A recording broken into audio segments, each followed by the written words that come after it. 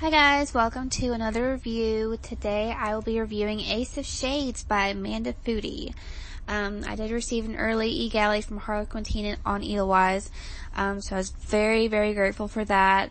I love Amanda's work. I love Daughter of the Burning City, and I've been so anticipating this new release. So I'm very happy for her because I know she's kind of had this on the back burner a little bit. This was one of her early works, so I'm very excited for her to actually be publishing this story. So let's just get right into it. There's a lot of action and moving around in the chapters. We have two point of view chapters. We have N, which is E-N-N-E, but it's pronounced like the letter N, and then Levi. And what was interesting about these chapters is they always ended with something. I mean, you weren't left hanging per se. It just, you really can't, stop at a chapter and, say, oh, I'll get back to that the next day. You have to keep reading because you want to know what happens next. So something always happens in the chapter. But it's very interesting. It's kind of reminded me of like being set in like, I'm trying to word this correctly. I don't want to say it was set in like, the old times because it kind of is, but then again, there's like, some of this technology, all this other stuff.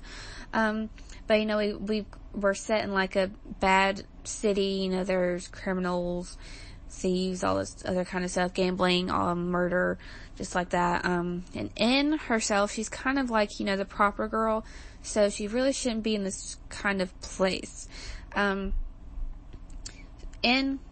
Getting to her, she has the appropriate amount of sass for being a proper girl. She gets caught up in this city. It's called New Rains, aka the so-called City of Sin. So that's an interesting name. She's searching for her mother and ends up getting involved with gambling gangs and one evil, wrinkled woman, which you will find out about. It was kind of like, a shudder going through you every time she was mentioned in the story.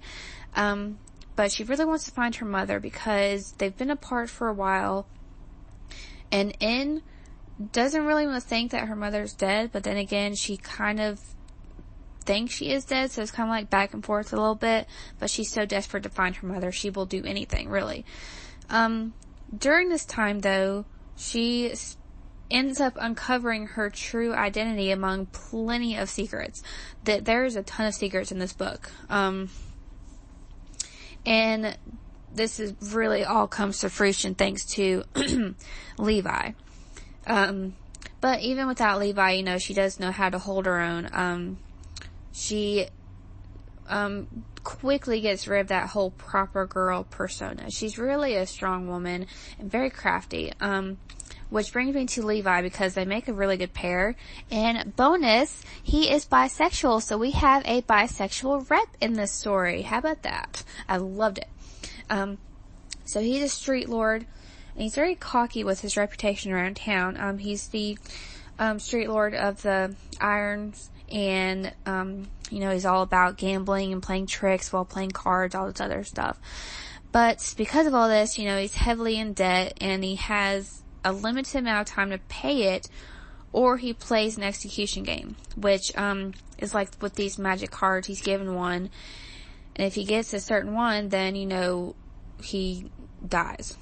Either way, it's like leads down a road, and the card, if he touches it, it's like they're silver cards. They knock him out and give him visions that could come true. So it reminded me kind of when, if you watch Game of Thrones, like when Daenerys goes into those multiple doors to different events happening. It kind of reminded me of that. Like that's what I had in my head when I was reading that. Levi, though, I really like his character because he's so raw. He isn't sure who he is without his titles. All he knows is how to gamble and be a ruler of this city of sin. And who is Levi without all that? Who is he without this wrinkled old woman that really controls him? Because he's been kind of under her control for a while, so he doesn't know who he is alone. But I think when he's paired with N, he does start to realize that a little bit, but he definitely has a lot more growing to do and as the series continues. By the way, I do find the pairing with N a bonus, with his sexuality. I just loved it because they really go well together. I really love their pairing. I don't know, they just fit, and there's all these other characters in the book too that just bring everything together. And there's like different powers in the books, there's different skills, there's a lot of secrets, a lot of drama, a lot of action, and just like, it's literally like, you can't stop reading this, you can't take a break, you have to read it in one sitting because it's just so freaking amazing. And really, we shouldn't even be surprised because it's Amanda Foody, and if you've read Daughter of the Burning City, you know exactly what I'm talking about. I'm so glad that this is going to be a series. I think it's supposed to be a trilogy. And I know she's working on, I think, the rest of the series right now, because I see her on Twitter talking about working on Ace of Shades 2, and then she's also working on Ace of Shades 3. So she's like on a roll. So I'm very excited to read this series and to see everybody else read this series. And I'm just so excited for her. I just can't wait for this to be out in the world. It comes out April 10th, 2018. But you can go and pre-order it. I know there are some really good pre-order incentives out there. So make sure to follow the purchase links that are underneath this review, theclockworkbibliophile.com. But really, I would definitely recommend putting this on the top of your TBR list, because this is just, well, it's just amazing. Like, this would definitely be one of the books that I would reread, and you probably know that I don't reread a lot of books that often, so that says a lot. But thanks for listening to this review, and remember to go and pre-order this Ace of Shades by Amanda Foody.